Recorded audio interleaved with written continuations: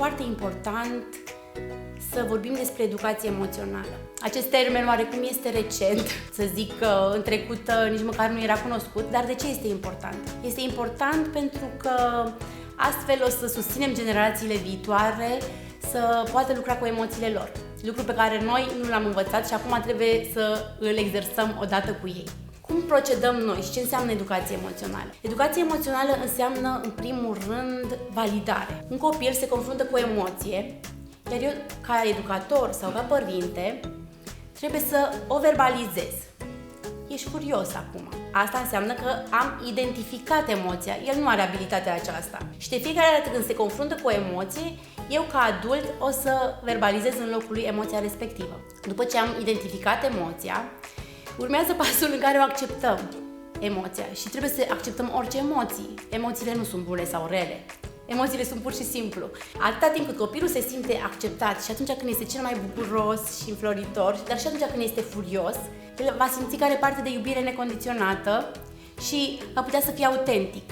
Dacă el nu este acceptat, se va transforma doar pentru a ne face nouă pe plac și își va pierde autenticitatea de dragul atașamentului de noi. Așa că, odată ce copilul are o emoție, eu accept în totalitate, eu o verbalizez, după care îl ajut să o gestioneze. Pentru că odată ce vine furia, el are tendința poate să lovească în funcție de temperamentul copilului, clar. Dar eu îi redirecționez această energie spre o activitate. Uite, ești furios, te înțeleg că ești furios. Nu poți să te las să lovești un coleg. Haide mai bine să lovim o pernă. Sau haide mai bine să lucrăm cu cocă, să lovim coca, pentru că astfel detenționăm mânuțele. Ești trist? Unde simți tristețea? O simți în piept, în gât? E greu? Uite, sunt aici pentru tine. Astfel, copilul se va simți acceptat și va ști ce să facă cu această emoție. O desenez. Eu nu am, până la vârsta de 3-6 ani, abilitatea să integrez la nivel cognitiv toate aceste lucruri. Și atunci materializăm emoțiile într-un desen. Uite, aici este furia ta, aici este tristețea ta.